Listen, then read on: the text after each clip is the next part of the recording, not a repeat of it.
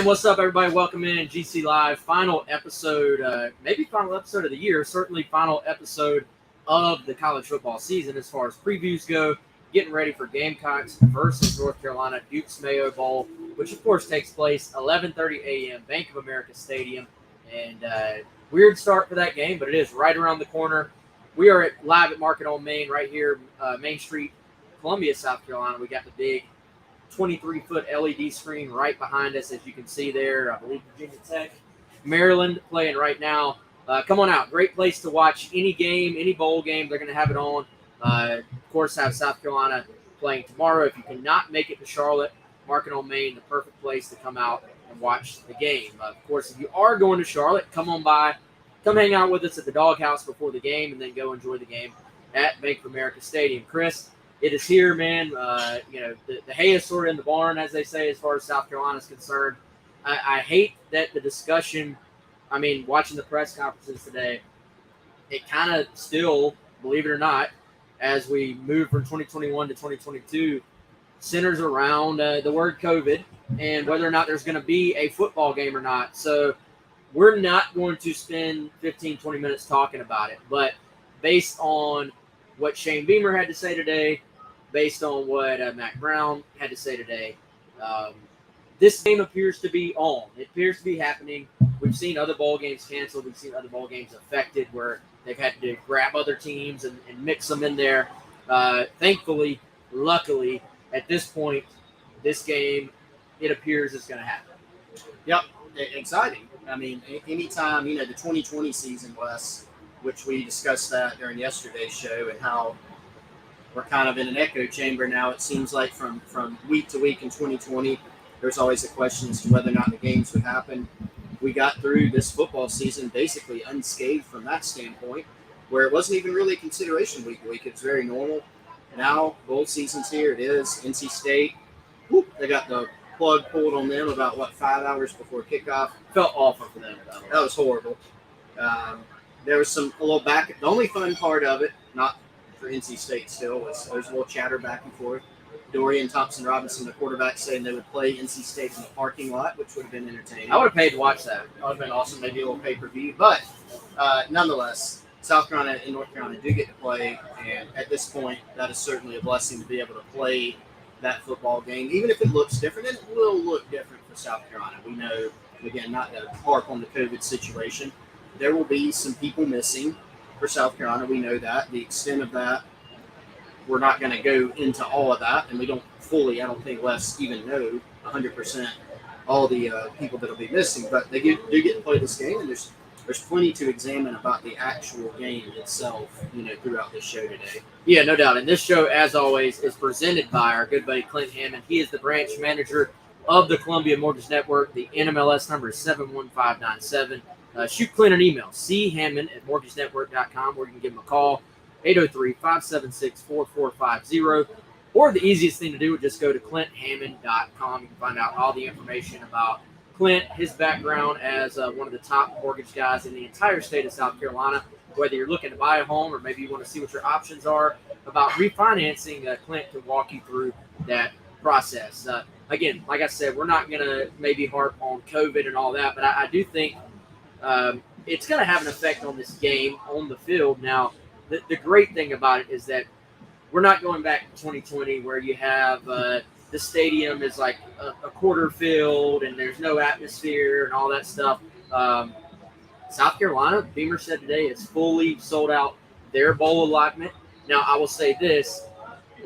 You don't, from what I understand, schools don't actually get a huge allotment to these games. A lot of it, you have corporate sponsors. You have the bowl directly selling, tickets itself. North Carolina, of course, gets an allotment. But it sounds like South Carolina and North Carolina, from what I've heard, have both sold out their personal, or their school allotments to this game. If you go on Ticketmaster right now, there still are tickets available directly from the bowl. I don't necessarily expect it to be a sellout, but I do think with two fan bases that obviously it's a border game. Charlotte, very easy trip for a lot of people in the state of South Carolina. They actually have a pretty strong Gamecock alumni base in Charlotte and the greater Charlotte area as well.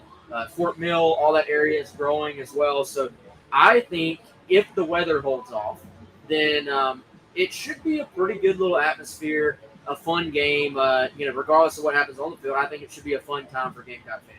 It should. And again, just the opportunity to have another game, especially, I felt like the whole season, I know you harped on that this year on a lot of our shows, but I just remember earlier in the year, things weren't going how some people wanted to go, understandably so, but it's go enjoy the games, because the 2020 season was a very weird deal, a very weird atmosphere. And I think for a lot of us that we realize what you can miss out on with not being able to go to full stadiums and those types of atmospheres.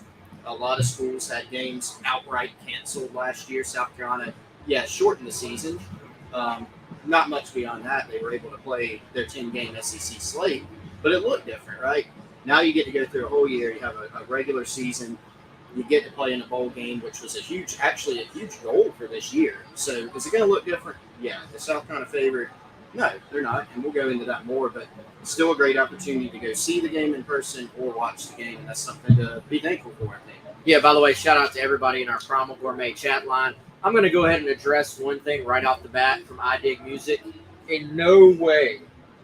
Now, I know, obviously, we're on a webcam. It's overcast in Columbia right now, but in no way are these even, if anything, Chris's shirt, he may be, I don't know, Notre Dame.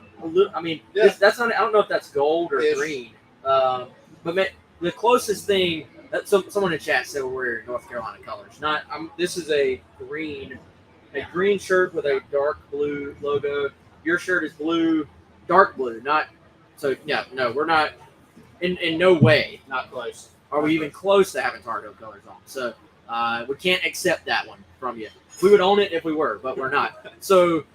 Yeah. Let's go into the game, man. I get the sense that from what we've heard, there are going to be maybe a position group or two affected by guys missing. When you add up the guys that have not been announced, which would you would assume be either COVID or COVID protocol opt-outs, which we know about, and then there's always guys banged up. There were some guys who were either missing from practice earlier this week or appeared to be limited in practice earlier this week. And then let's be honest, some of these transfer guys, honestly, there may be a transfer or two who are going to maybe turn the game on watching their buddies and be like, dang, I could have been starting on Thursday, So there may be a group or two that is going to be affected. And I think fans will probably, if you really pay attention to the roster, when Carolina runs out and starts warming up and they're split up into their groups, you're going to know pretty quickly which groups are most affected by the combination of all those things, Chris. Yeah, that's right. It'll be pretty evident. And again, I know people want to know who. You'll see before game time. We don't have all those confirmations anyway, but it's not something that Shane Beamer's going to go out and say, okay, guys, we come out to the press conference. Here's our list. Here's exactly who's not playing. Again, that's not something from a competitive advantage thing that you're going to, or disadvantage, that you're going to go out and do. We've also had a lot of questions, Wes, about which players from North Carolina are available. I don't really know as much about that. And we'll learn more here in a little while with our guests. That'll be interesting. We do know, as of everything that we've heard, Sam Howell from North Carolina is going to play, and that is, as we started to discuss yesterday, I think a key for this entire game, really. Yeah, and I think, by the way, so we'll be joined, I'm told now, 3:10 by Tar Heel Illustrated. That's the UNC Rivals site. Their publisher, Andrew Jones, not to be confused with Andrew Jones, former Atlanta Braves great. He will be joining us to talk a bit about the Tar Heels, and it's honestly, it's needed, guys. I want to hear an update, what's going on their end, what they expect as far as we talked about, guys that are out. It doesn't seem like they've had many opt-outs or transfer portal guys, maybe a guy here or there, but doesn't sound like that's had a huge effect on their program. And, this is a North Carolina team. We look forward to Andrew's insight on this, but this is a North Carolina team that has – I was listening to their podcast trying to get some background earlier today, Chris. They've kind of been up and down, I should say. And that's really the case for most – it seems like all fan bases kind of are like, well, this team's so schizophrenic in how they play. Well, most teams, unless you're just absolutely dominant, have their share of ups and downs. And North Carolina has been the exact same. And, you look, there's been some games this year where they've had some really close losses against what you would say were some pretty good teams. Like, I think they had a close loss to Notre Dame.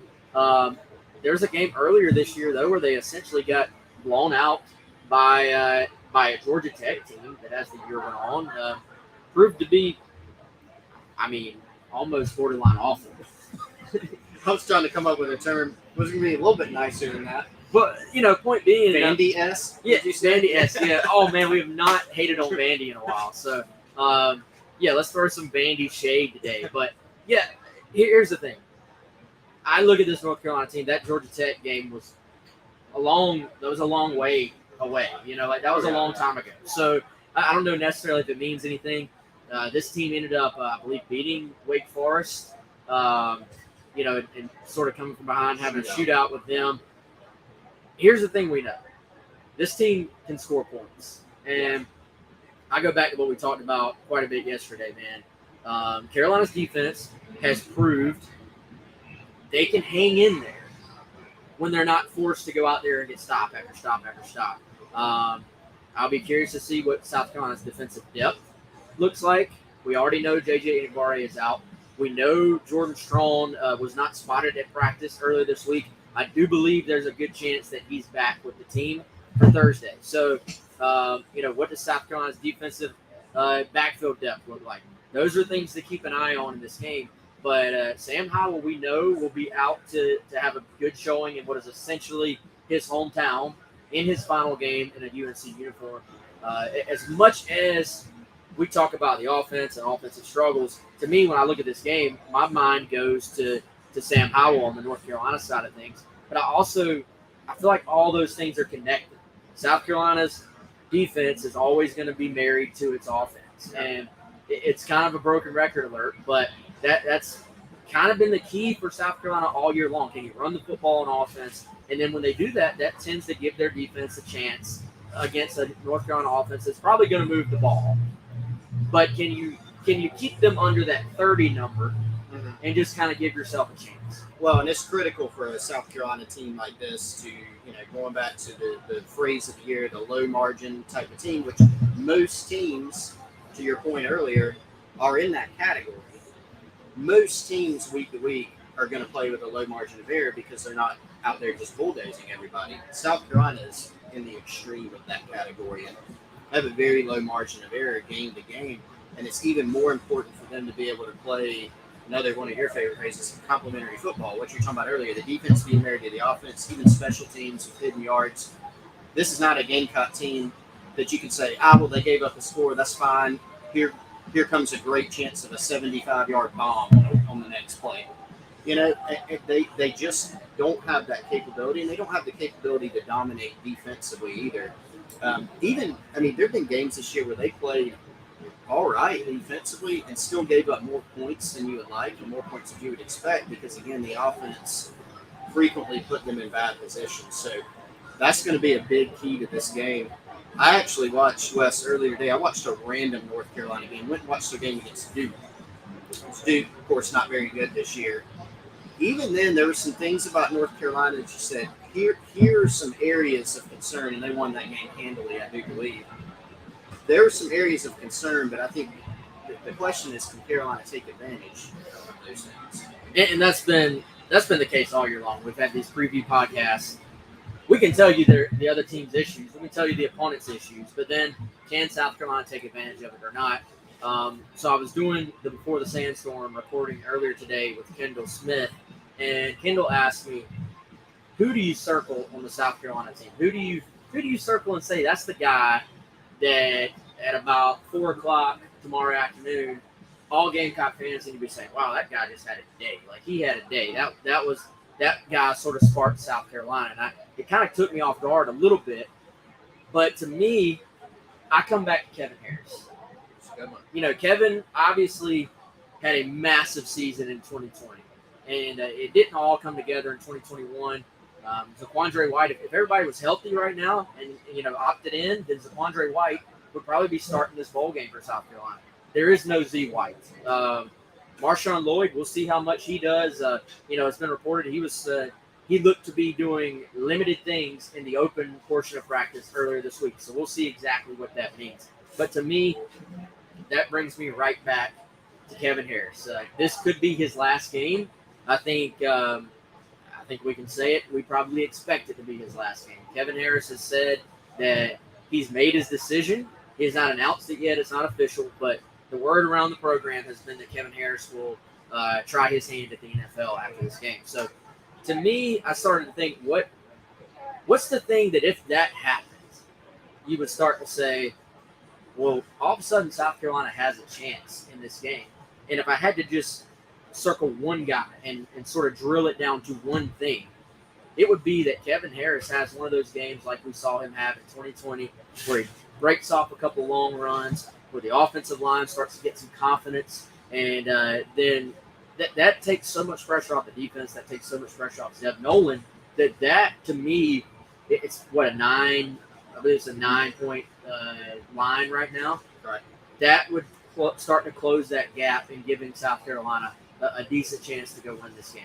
They're going to have to move the chains. They're going to have to score. And so when you look at just the personnel and just what we've seen all year and what we know they're going to have going into this game, again, you can go back any of the generic plug in your keys to the game. You can always say run the ball, but there are games where it's more important than others. And I think this is one of those. One of those things that I saw, on tape that North Carolina struggled with. And I think you had a stat, 190 rushing yards a game. I think it's what North Carolina's surrendering. They have had some issues at times stopping the run. I think that was 9th in their conference in the ACC. So they've given up some chunk plays, some big plays, some a decent amount of rushing yards. So for Kevin Harris, for Boyd, Juju McDowell, I think is a guy. Harris was the first guy that came to my mind. But one thing that I noticed on film is that North Carolina, on the back end and even up front on cutback lanes, they struggled a little bit sometimes with guys in space. So that brings your mind to a Juju, maybe a Marshawn Lloyd if he's fully healthy, being able to do some damage there. I'm with you on Harris. Another one offensively, Josh Vann. I think this is an opportunity for him to have a really good game and make potentially some big plays. They'll need it in the passing game from him. Let me just say this. I know that the DeCarrion Joyner package has not been what anyone maybe hoped it could be as far as South Carolina fans go this year. Have not been a lot of big plays from that package. And a lot of times it's sort of been thrown in there. They'll run it a play or two, and then he's pulled back out. And then if you didn't get yardage on the first and 2 downs, you're in 3rd and long. Then you have a quarterback who's a little bit out of rhythm coming back in, whether it was Zeb or Jason. And it just sort of – rhythm is the word that keeps coming to my mind. That package never found its rhythm this year. Right. Frankly, there were some wasted downs in that. And to me, that's because he never really got the chance to actually throw a little bit as well. And when he did, maybe he didn't. I don't know exactly what the calls are. But I think for Carolina, if it's me and I'm drawing this thing up and there's been issues at quarterback and you need a spark, I'd go high school style offense against a defense that has struggled this year. If I'm drawing this thing up, I'm saying carry on, go be Fort Dorchester. Let me get that right. Go be Fort D to carry on. Go run around. Go make some plays. Throw the football, and see if we can take advantage of a defense that has given up chunk plays this year. As you said, has struggled in open field situations. And I know that package was not productive. Some people are saying, "What are you talking about?" But to me, Carolina was sort of putting itself in a box when they were running that this year. Mm-hmm. I'm saying spread this thing out.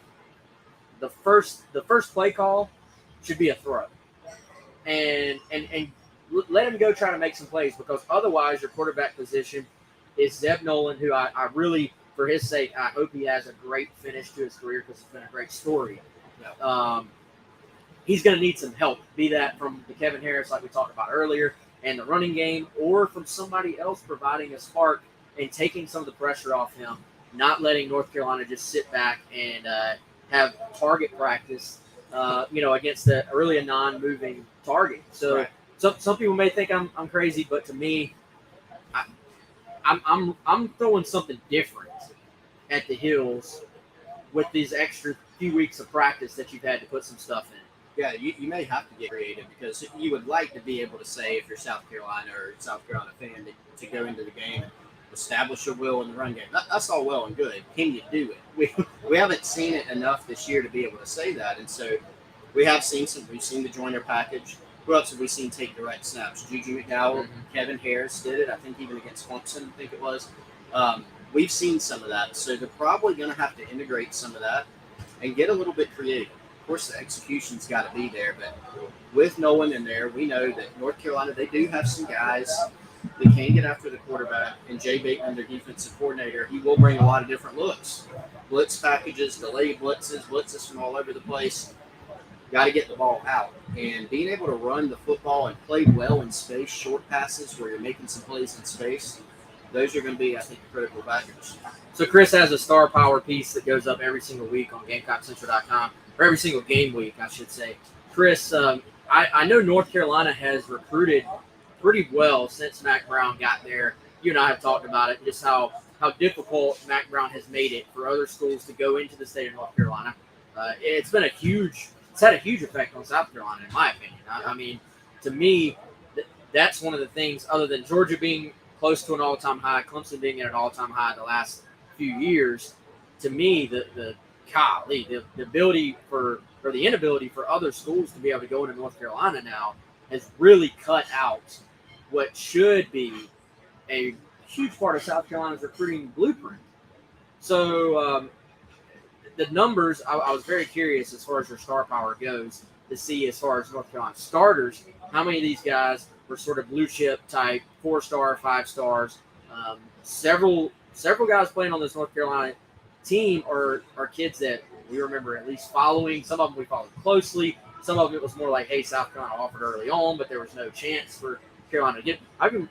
Josh Downs was a kid I remember South Carolina sort of almost, I would say, kicking the tires on a little bit and trying to potentially make a move for it at one point. I think he was already committed to UNC at the time when that happened. But, Chris, what was the star power comparison like on paper when you looked at the talent between South Carolina and North Carolina in this game? Well, the interesting thing is that on paper, North Carolina does have some of those guys that you mentioned that were big-time recruits. Some of them that South Carolina. Downs is one. Tony Grimes, a former 5-star. Yeah. Miles Murphy up front, defensive lineman. Sam Howell, obviously. Ty Chandler, the Tennessee transfer, former 4-star guy. I think South Carolina had offered him out of high school. There are some big-time guys in there. But they also have, some guys that weren't super highly recruited. You look at Storm Duck from the state of South Carolina, pulling up my list here.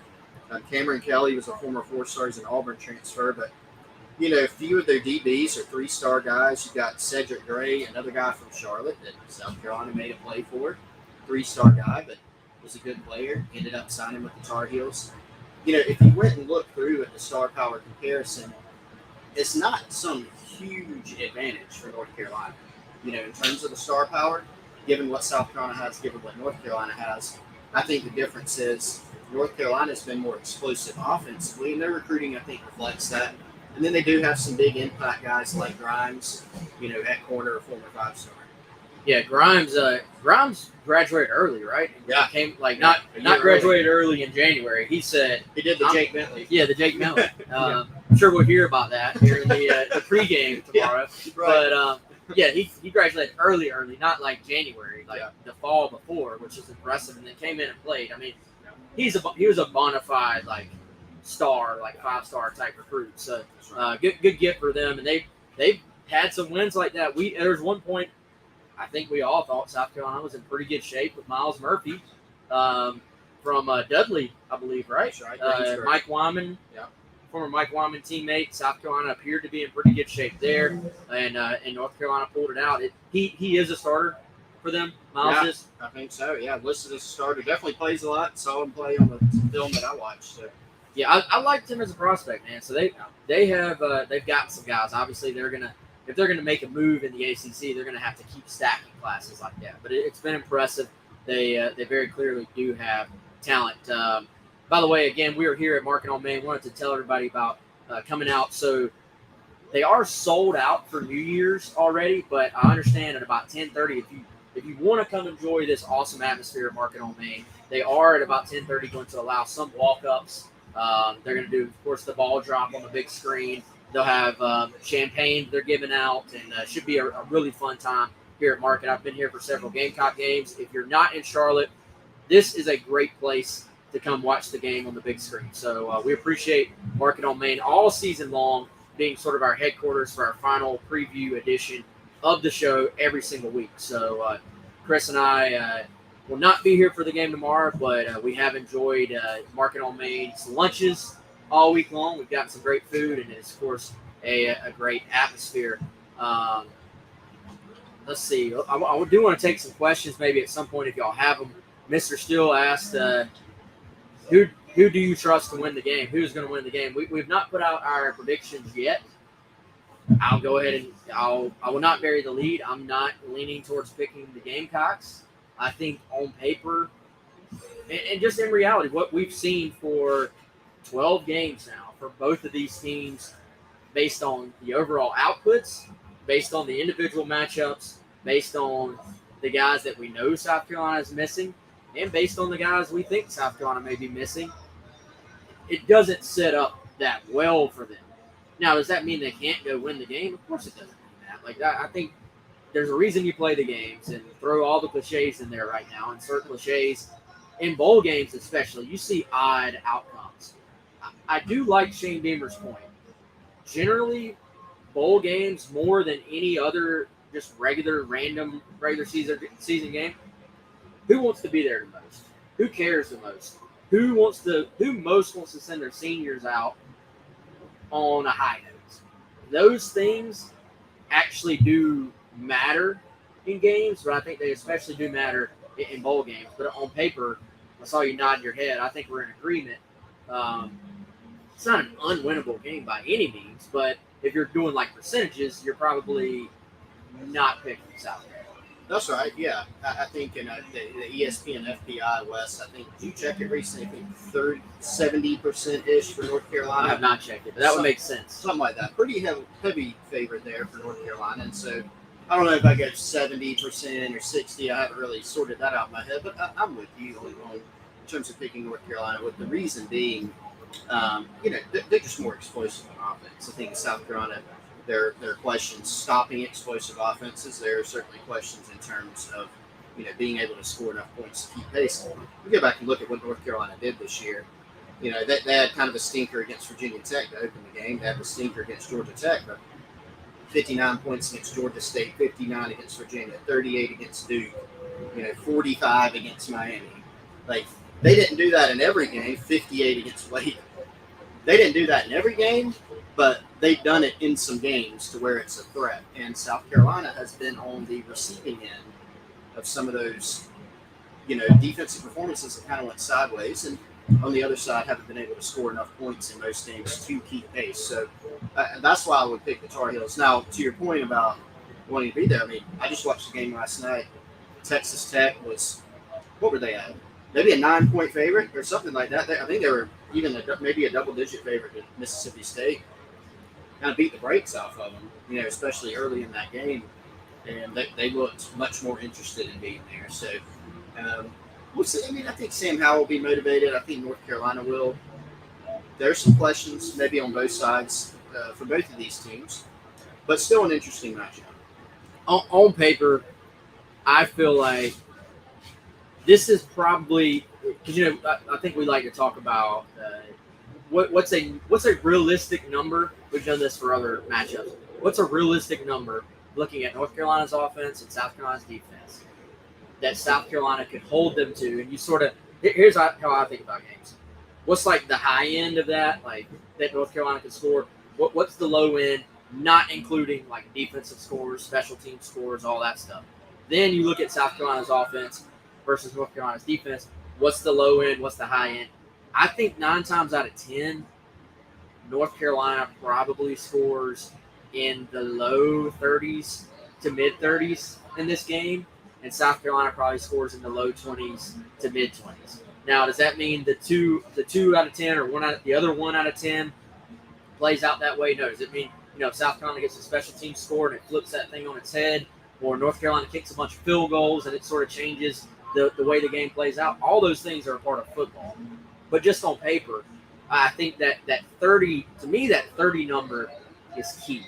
Mm-hmm. If North Carolina scores 35 points, that's going to be tough for the offense to keep up with on paper. Even, we were talking about how Carolina had the big sort of explosion against Florida. Well, I still think the end of the half, scoop and score, just sort of, even though Carolina was already winning that game, that turned that game on its head. It changed the complexion completely. So if you get a defensive score or special team score, it can change just how a game plays out. It can change the game flow. But if you're taking all those things out, I don't know, man. 30, can South Carolina's offense go score 28 points in this game? I'm looking at that like low 20s or high 20s to low 30s for both teams, and I'm saying, can Carolina's offense get there? Can can South Carolina's defense hold North Carolina's offense to that number? And that's kind of where I am. If you've got the schedule up right there, there's a lot of games where they put up some big numbers, as you said. Even in losses. Yes. You look at, their loss against NC State, which was their last regular season game, they scored 30 points. They hit that 30-point mark. NC State scored 34. Do you look at this South Carolina team and say, even against the subpar North Carolina defense, you feel great about South Carolina scoring 34 points? I can't get there. They lost to Notre Dame, scored 34 points, gave up 44. They lost to Florida State. They scored 25 there. Georgia Tech, they scored 22, gave up 45. I think they're going to have to get in that range, personally, that we saw early in the year when they lost to Georgia Tech and Florida State. They scored 22 and 25 points in those games, respectively. Now, they gave up 35 and 45. Again, tough for South Carolina to get there, but you don't care if you win 28 to 22, whatever. But I think they're going to have to keep it there, honestly. And that's another big challenge against this North Carolina offense. Tell folks about Dead Soxy. DeadSoxy.com is where you need to go. I know Christmas just wrapped up, but maybe you forgot somebody, Wes. Maybe you forgot somebody that was on your list, supposed to be on your list. Go check out the fine folks at DeadSoxy.com. That's DeadSoxy.com. Check out their full catalog online. You can get 25% off your entire order with the promo code HOCKEY. Yeah, we appreciate Dead Soxy. We appreciate all our sponsors, man. All of our viewers, watchers, listeners, all that stuff throughout the year. Again, I don't know if we're going to be back on here before the new year, so just want to make sure before we close it out the show, and I forget to say that. We appreciate all of you. Appreciate all the support, sponsors. Clint Hammond, of course, our good buddies at Primal Gourmet as well. They've been great. Dead Soxy, all the folks here at Market on Main. Anybody that supported the show, anybody that's retweeted it, shared it, hit a like button. By the way, hit the like button right now. Anybody that's subscribed on your podcast platform, however you listen, watch, enjoy the show, even if you hate the show, even if you just clicked and were like, these guys suck, and then you went off, we appreciate that. So I want to make sure before I forget that we say that. Again, should be joined here momentarily in a second by Andrew Jones from TarHeelIllustrated.com. Chris, I was thinking I'll throw us into this too with the fans. Like we as an SEC collective, like SEC fans, SEC media, we all know what the sort of thought in the Southeast is about the SEC. And we know what the thought is from like other conferences about the SEC and how, those fans think that the whole SEC thing is sort of overblown a little bit. For as long as I can remember following football, the SEC has prided itself on being able to line up and be dominant in the trenches. That's always sort of been the thing, if all else fails, SEC teams recruit better on the defensive line, they recruit better on the offensive front. And whether that's always been 100% true or not, That's been the narrative. That's been what people think about when they think about the SEC. So we've seen Carolina. I keep saying Carolina. We've seen South Carolina go into games against ACC opponents and not be able. I hate to bring up some bad memories for y'all, but the Virginia game in the Belt Bowl, the season opening game against the same UNC program. I remember in that Virginia game, South Carolina had a 4th and 1 in Virginia territory very early in this game, and they went play action on 4th and 1. You remember this play? I do remember that one. Granted, the running back was wide open. He was. He's wide open. Maybe he walks in. Maybe it's truly one of those plays where you say, well, if they just executed it, it's a genius call. Or it's a great call. I'm not going to say a genius call. But I thought to myself when that happened, Chris, I was like, you're an SEC program against what's supposed to be an overmatched Virginia ACC team, and you don't really trust your offensive front early in the game to just set the table, like set what this game is going to be about. Set the expectation that if we need 1 yard, we're just going to go take 1 yard. To me, that sent the wrong message in that game. That said, and apparently it was the correct message because South Carolina did not show up to play that game, did not execute on offense. But it sent the message of, we feel like we have to trick you. To me, this game comes back to, can this South Carolina program, an SEC program, prove that it's a little bit different in the trenches in this conference week in, week out? Because we know that's the narrative, but it hasn't always actually played out like that. It hasn't, and popular after last night wrapped up last night's slate of games for people to basically take a big poo on the SEC because it's 0-4 now? 0-4 right now.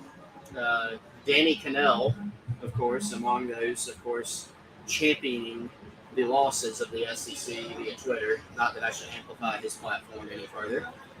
I just did. But, 0-4. And so a lot of people love to point that out, a whole record of the SEC and whatnot. South Carolina, of course, is going to be one of those. They're going to be playing an ACC program. You're right. I mean, some of those you mentioned, Clemson, who's, let's be fair, they're not a run-of-the-mill ACC program. Over the past They aren't even years. an ACC program anymore. But they're not really. They're just kind of standalone. But, you got Clemson, and you think even about it, this is going too far back, but, South Carolina played Florida State in the bowl. And couldn't do much in that game either. That's when Jimbo Fisher was there. And they're playing quite well. They're building their program up. But North Carolina 2019, there have been a bunch of those. And so you're right. Whether it's, obviously the recruiting at South Carolina fell off relative to some of those other programs that we just mentioned. But they have not been able to line up and establish their will against people in their conference or outside of the conference. And so in order to get back there, I mean, this would be a really nice step if you could go out and win this game. Yeah, North Carolina's had some struggles this year. It would still be a really, really good statement and something to build on, I think, for the Gamecocks going forward. Well, I think there is momentum in this program off the field right now. Kendall asked me what, and I guess I'm giving away all the content for our Sandstorm show before the Sandstorm. But what are fans most excited about going into this offseason, going into the year 2022?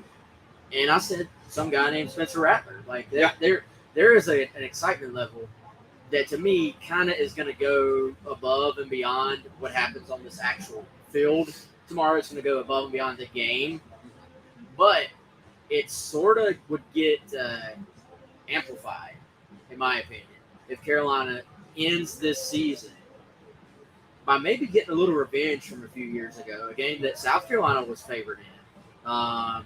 Again, I'll say it again, that game was the beginning of the end of the Will Muschamp era. So, to me, the Gamecocks owe North Carolina a little bit. And can you imagine – I think it changes the fan base's thoughts going into the offseason. They're going to be excited regardless. But if you tack on a 7th win – to this season where Vegas had you looking at like 4 wins, then it kind of sends a message. and not that recruits necessarily. I think it's a fan sort of misunderstanding or misnomer that like one game, makes the recruit pick a school. But you go into those homes this spring, or go into those schools this spring, I should say, and you're able to say, "Hey, you should take another look at us because we beat those guys." Yeah. And you go into that state, and you now have your own win to point to against North Carolina. I tend to think those things are hard to quantify exactly how much it means, but it does mean something. Well, you would have a lot to point to because you beat North Carolina, who's had some buzz, not only in the ACC or in the Southeast regionally, but just nationally because of what Matt Brown's done, kind of revitalizing the recruiting process and everything, and some of the names they've been able to land, including, don't forget, just because of them taking a step back this year, they're bringing in a really good recruiting class, really impressive one. If you go say that, you could sell, hey, Shane Beamer is one of 3 candidates for first-year Coach of the Year. You could sell that beat North Carolina despite having some adversity, including COVID issues, as we know. Your 2 best players, I just thought of that point. Your best player on each side of the ball was opted out. JJ Nibari and Taquandre Wright have been the 2 best players on each side. They're both not playing this game. So, again, it's an if. But if you can go win this one, it would give you a lot of momentum, and it would be definitely a cherry on top that I think would build even more excitement going into next year. Anybody being out, that had been rumored before it was actually announced. I don't know if anybody knew for sure what he was going to do, but I don't know if his numbers really back up exactly how good he was for South Carolina this year. Just being disruptive, and too many times, especially as fast as offensive teams get the football out these days, sack numbers just don't tell the story. But the number of times I saw that guy when I was rewatching a game, chasing a play from the completely other side of the field, chasing down a screen play, blowing up a play and letting somebody else clean it up. Those things usually aren't noticed when you're watching the game live, but if you watch a replay or you're really just watching D-line play, like our buddy Preston Thorne says he always watches the defensive line, I think it's a loss for this game. Like, you can't sugarcoat that. It is a loss. Now, I do think, if Jordan Strong is able to go, if Jordan Birch, whichever one of those guys gets the start. Pick a Jordan. Yeah, pick a Jordan. Pick a super athletic, fast twitch, great first step Jordan to fill in. I do sort of wonder, is there a little motivating factor there? And, hey, I'm getting to make my first start this year. I'm trying to springboard into next year. I think the Jordans are your starters on the edge next year, opposite each other. Yeah. We know Aaron Sterling does not have a 10th year available. So, well, that's our most low-hanging fruit joke that we make. It's probably played out now, but it is. But either way, no Aaron Sterling next year. So the Jordans are going to be starting opposite each other, in my opinion. Springboard opportunity to go out, affect this game, affect Sam Howell, and be a big part of how this game plays out. I'm glad you mentioned that, because that is a storyline I wanted to dive into. I mentioned on, what's today, Wes? Wednesday. Can't keep the days straight because of the holidays. It's really Friday as far as I'm like. Friday. It feels like it's a Friday because it's the day before the game. We'll just say Friday. So on the Thursday show, that was really Tuesday, I mentioned that North Carolina had some trouble protecting Sam Howell this year. FSU, they gave up a bucket full of sacks. It's a lot of sacks. Even I don't know how many's in a bucket. I couldn't come up with a number, but it was a bunch. It was like 7, maybe even more sacks in that game. It was brutal. And I even went back and watched the Duke game, and Duke was heating up the front line. Kind of got my wheels turning. Now here's the other side of that. Sam Howell, you won't be surprised to hear, is really good at navigating. He can roll out of trouble. He's got good footwork to where he's constantly moving around in the pocket where he can buy himself some time. But frequently he has been under pressure this year. Now he can move. He keeps his eyes downfield. If you let him break the pocket, he can make some plays in the open field as a runner. South Carolina is going to have to cover longer than usual, I think, in this game, which could certainly be a concern. And then Howell can make all those throws. But what is the two Jordans? Yes, they're definitely in Aaron Sterling. They're going to have a chance in this game to make an impact. The question is, can you get home and can you actually make the play? Can you force Sam Howell into some bad decisions? Can you put them behind the chains a little bit by actually capitalizing on some of those sack opportunities?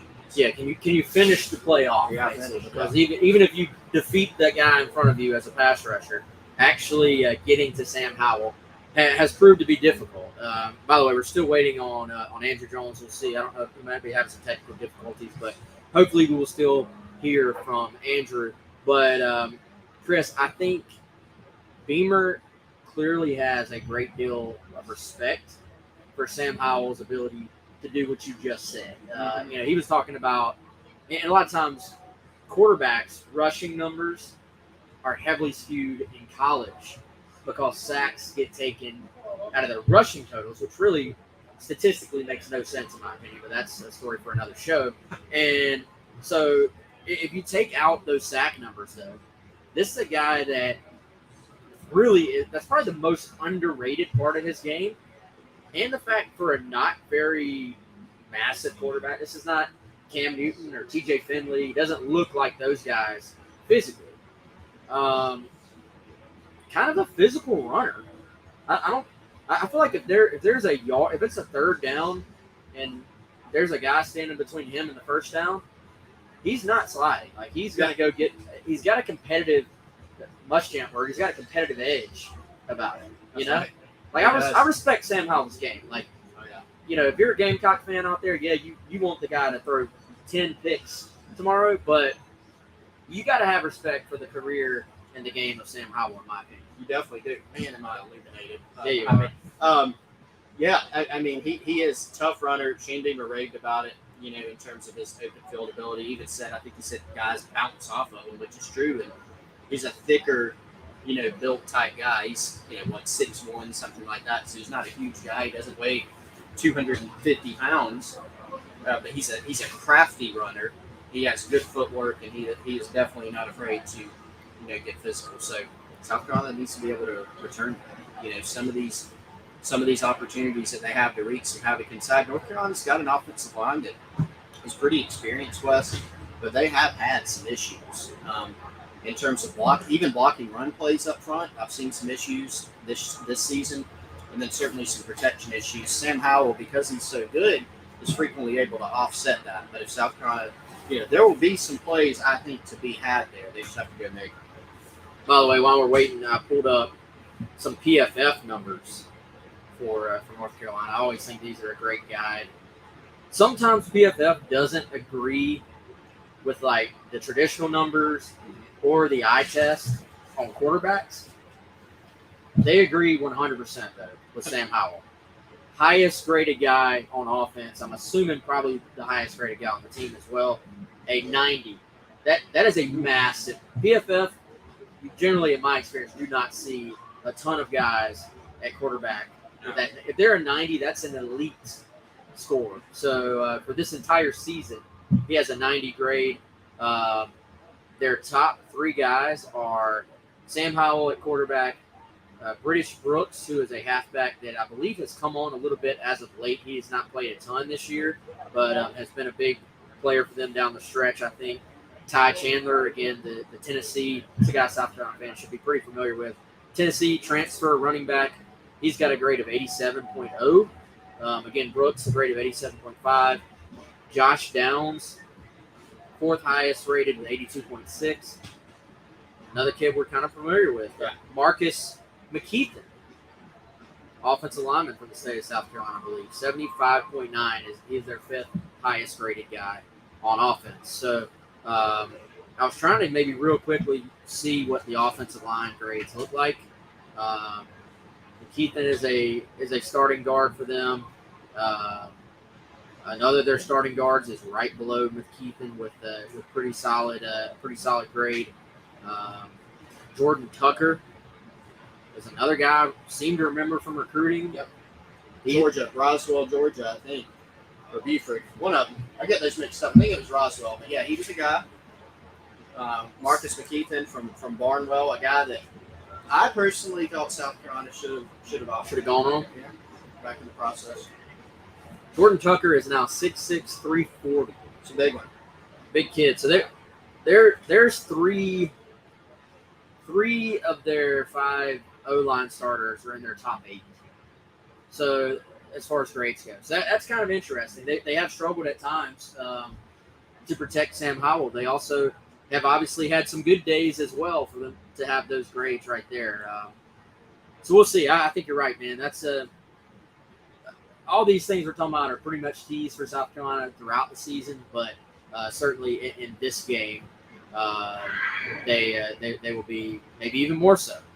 By the way, while we're still waiting on Andrew, we need to. I feel like we most of the time, Chris, just concentrate on South Carolina during this show, rightfully so. It's called GC Live, but I feel like we have to send out an RIP for John Madden. Oh man, no. I don't know about you, dude. That one hit me. I was like, man, I truly feel, other than I would say watching high school football games as a kid, John Madden football probably is part of the reason I became a huge football fan at the time. So huge RIP to John Madden. That was a terrible loss for the football community. Let's go out now on our Primal Gourmet chat line. We're joined now by Andrew Jones, TarHillIllustrated.com. Andrew, how we doing today, man? I'm doing great. I appreciate you guys' patience. They got a lot going on right now, and a couple things pulled me away longer than I expected, but I'm glad to be on with you guys. Yeah, man. Obviously, media day today. South Carolina had their media day. North Carolina had their media day as well. The first thing I guess we've all sort of been tracking going into today, going into tomorrow, was the fans have been sort of wondering, is this thing going to happen? You hate that we're still even having that conversation, but it seems like from the South Carolina end, as much as you can say that they are a go. I was reading the headlines from the North Carolina end. It seemed like that was probably the case as well. Maybe give us, Andrew, if you can, the headlines from Mac Brown, what he had to say today, and, of course, starting with that, does it look like the Tar Heels are in decent shape as far as the whole COVID effect? Yeah, he said they're ready to go. They've already taken their final tests, and he didn't give us a number if anybody had tested positive. He said he's been discouraged or encouraged by the doctors to not give specifics. But what he did say, if there were positives, it was, and I quote, minimal to none, end quote. So they've had one opt-out other than a couple of kids that transferred. And if they have anybody who's positive, it's a small number of players. It's not really going to affect them showing up. So they're ready to go. They said on their end, they're showing up at Bank of America Stadium tomorrow, and they're going to play. Andrew, Chris Clark here. Appreciate you, again, taking time in your busy schedule to join us. Wes and I took kind of a broad overview earlier of North Carolina's season, kind of going game by game and looking. Obviously, Mac Brown's addressed this. Haven't had the year that some people thought they would, especially in the media. What do you attribute that to? Is it more defensive struggles? Has the offense not been as consistent as they thought? What do you chalk that up to, and then how could it affect the game tomorrow as well? I think it's been more defense. The offense in the end has produced really good numbers. They did have some issues running the ball conventionally the first 4 or 5 games. They've had a terrible time protecting Sam Howell, but that's not just been the O-line. Sam's run into a few sacks. They have receivers. Other than Josh Downs, they've had issues with receivers getting open. So a lot of stuff went into that. But the defense has had some terrible stretches in games where you look at the second half against Georgia Tech, they give up 313 yards to a bad offense. They go the middle 2 quarters against Florida State. They give up 350-something yards to a Seminoles team that had no momentum going into that game. Miami lit them up for the second half. Virginia toasted them for 4 quarters. Their quarterback, I think, set the all-time mark of passing yards against a UNC team, and he set it by like 78 yards. So they have had stretches where the defense has just melted down and been awful, and a big part of that has been their chaos, pre-snap chaos. The communication has been an issue. They say that getting the plays in hasn't been, but you've got 7, 8 kids looking at the sideline for a play and the ball's being snapped. So I do think they cleaned some of that up. They were better defensively. If you go back to halftime of the Pitt game, they've been a lot better defensively since then. They say that they simplified some of the communication and simplified some of the responsibilities. And as a result, they've relied maybe a little bit more on the players' natural abilities and their skill levels, which, against a good Pitt team, they shut down Kenny Pickett in the second half, and they did a pretty good job against a solid NC State offense until the last 2 minutes of that game when all their problems kind of surfaced. So I would say if this team had an average defense, they would have been playing in a different bowl game. They very well could have played for the ACC title because the defense just let them down too often. But the offense has had some rugged moments too. The opener against Virginia Tech, they were bad. They were horrible at Georgia Tech, which to me is an inexplicable loss given the way the Yellow Jacket season played out, and especially kind of how Carolina, how they discussed that loss afterward were some concerns as well. But I do think that they're a better team now. They've gotten things a little bit more fortified. They're a little bit more headed in the direction as a team that the staff kind of hoped that they would be for a while. And a big part of that was the open date they had before before Notre Dame. They've been a more solid team since then, not as many penalties, not as many mistakes, but they're still not a very good team, and they wouldn't have melted down against NC State the way they did. We were talking about how Sam Howell's career sort of obviously has some symmetry here. Started out against South Carolina in Bank of America Stadium. It's going to finish against South Carolina in Bank of America Stadium. So Gamecock fans obviously remember him well from his first start. But what has he meant to just the North Carolina program over these last 3 years? And I would guess, how much have you seen him just improve as a player? What type of player will Carolina fans see tomorrow compared to that young guy making his first career start a few years ago? Second part first. The kid that they saw 2 years ago didn't really know what he was all about as a college player. It was his first start. I don't think that they kind of had a tight leash on him, for lack of a better term, as far as what he would do. Although he threw 2 touchdown passes in the fourth quarter and they got a win. He led him to a come from behind win. But he wasn't chucking it around the same way then as he did later in his freshman year, and certainly ever since then. The guy that's different now is that he's a much better runner. He's physically in better shape. He's stronger, leaner, quicker, and he's kind of fearless. Everybody talks about his arm, but the thing that impressed me this year was, even though he was sacked 45 times, he's run for almost 900 yards after the sacks are factored in. So if you take away the sacks, he's run for like 1,200 yards this year, and they've needed that. North Carolina had only one game in its program history before this season where a player threw for 300 and ran for 100 in the same game. Sam's done it, I think, 4 times. I think he's run for 105 different games this year. So he's been really, really good in getting them first downs when they need first down, on 3rd and 7, on design runs, not just scrambling because of pressure.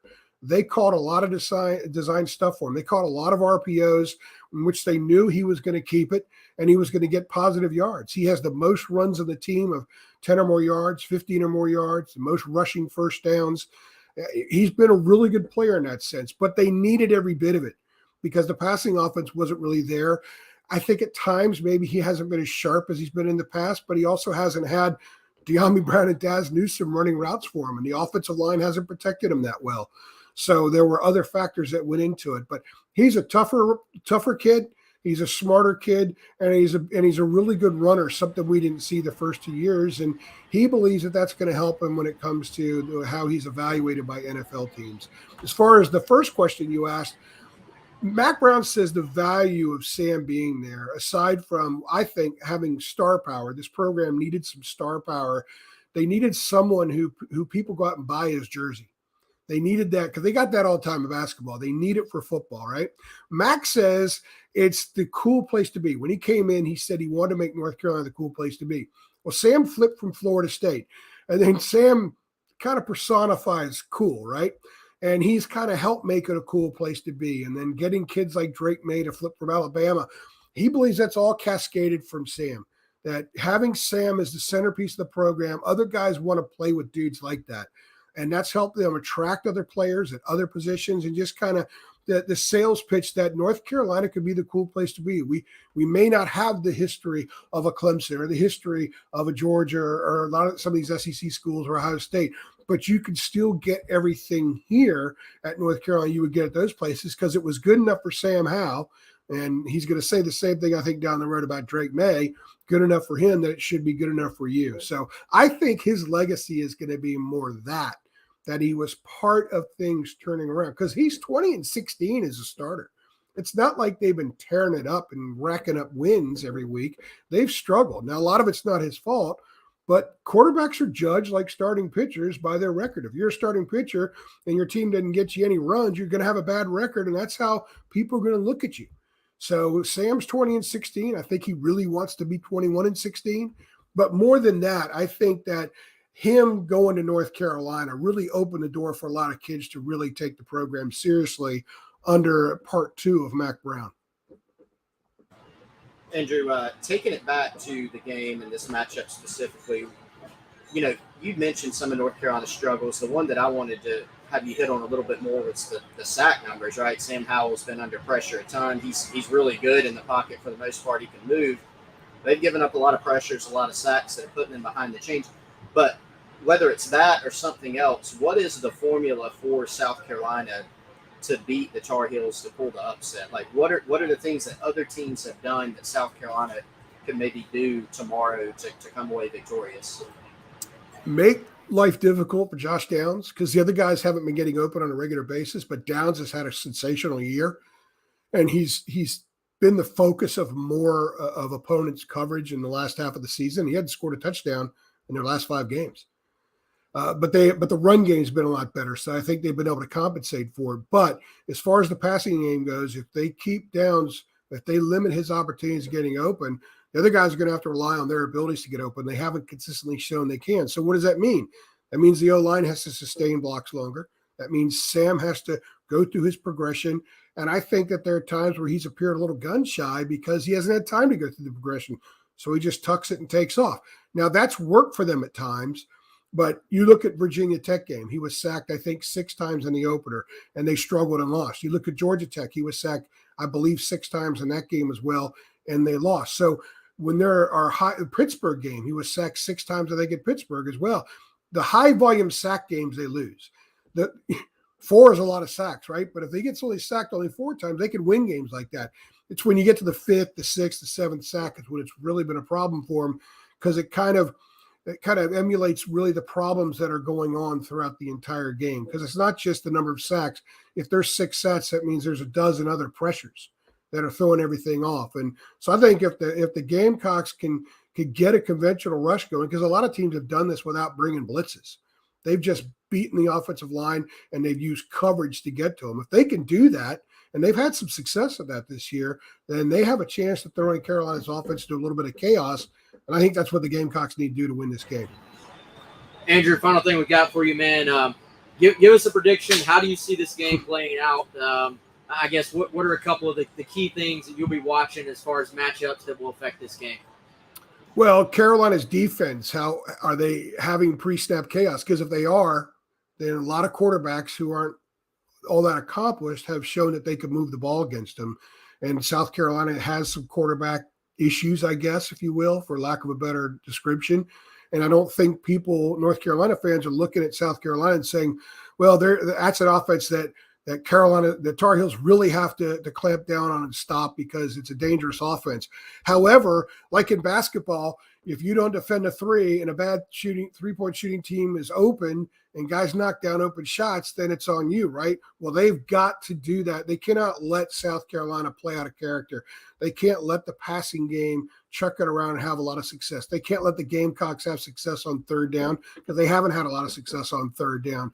So they just have to make South Carolina offensively who South Carolina is and has been for, especially with when Nolan has been at quarterback, and UNC should score enough points to win the game. I think that's where the difference really is. It's you got Sam on one side and you got Zeb Nolan on the other side, and you've got 2 mediocre teams in between. So the high-end guy is probably going to show out a little bit more, and that's why I give an edge to North Carolina. Andrew, good stuff, man. We appreciate the time today. Enjoy the game tomorrow, and we'll talk to you soon, okay? Absolutely. Thanks for having me on, guys. Appreciate it. Yep. Thanks. That's Andrew Jones. Check him out. Tar Heel Illustrated. That is the North Carolina rival site as we close out our South Carolina, North Carolina preview. They can go read our final predictions on our game day guide. That'll be up. Actually, probably be up tonight because it's a very early game tomorrow. Chris, any closing thoughts, man? I was going to say, we've got to do breaking down the keys. That'll be up at some point. Yeah. Maybe a little, maybe that's a morning piece. I don't know. We'll see. But yeah, keys to the game prediction, that'll be up. Good stuff. Good stuff from Andrew. Good stuff from the crowd, as always. Yeah, appreciate the crowd joining us there in our Primal Gourmet chat line. Your support is not taken lightly. So again, hope everybody enjoys the game tomorrow. If you can't make it to Charlotte, come check out the big old screen at Market on Main. If you can make it to Charlotte, if you're coming to the bowl game, come say what's up. I'll be at the Doghouse right outside of Bank of America Stadium, 9 a.m. until kickoff before I go on the game. Drink specials, they're giving you $1 off if you come by the Gamecock Central area. There's a special shot they're putting together, a Gamecock shot, and also a food truck there as well. So it should be a good time. He is Chris. I am Wes. Y'all enjoy the game tomorrow. Y'all have a great new year, and we'll see you all in 2022.